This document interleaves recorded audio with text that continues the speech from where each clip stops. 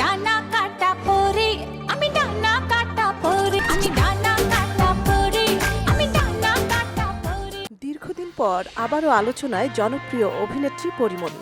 OTT series Rangeela কিতাব এর প্রশংসিত অভিনয়ের পর কিছুটা নীরব থাকলেও এবার মাত্র একটি ভিডিওতে যেন সব নীরবতা ভেঙে দিলেন তিনি।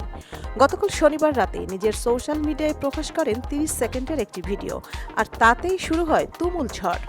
সুইমিং পুলে সাঁতারের পোশাকে দেখা যায় পরীমনিকে, আর এতেই মুগ্ধ ভক্তরা। মাত্র 14 ঘন্টায় ভিডিওটি ছুঁয়েছে প্রায় 13 লাখ ভিউ। রিয়াকশন 41,000-এরও বেশি, আর কমেন্টে 7,000 ছাড়িয়েছে, যা বলছে পরী মানেই এখনও হট টপিক। অনেকে ভালোবেসে লিখেছেন বাংলার লেডি সুপারস্টার, আবার কেউ শুধু আগুনের ইমোজিতেই বুঝিয়ে দিয়েছেন তাদের উচ্ছ্বাস। তবে সবকিছুই যে প্রশংসা ছিল ব্যাপারটা কিন্তু তা নয়। কিছুটা কটাক্ষ এসেছে পোশাক নিয়ে, কিন্তু সেখানেই থামেননি পরীমনি। একজন মন্তব্যকারীকে দিয়েছেন কড়া জবাব। সবশেষ বড় পর্দায় তাকে দেখা গেছে কলকাতার ফেলুবক্সে সিনেমায়, আর এখন তিনি ব্যস্ত নতুন কাজ নিয়ে।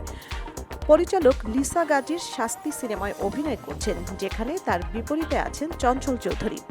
সব মিলিয়ে পরীমনি আবারও প্রমাণ করলেন তিনি আসলেই স্ক্রিন কুইন, যিনি এক ভিডিওতেই ট্রেন্ড সেট করতে জানেন।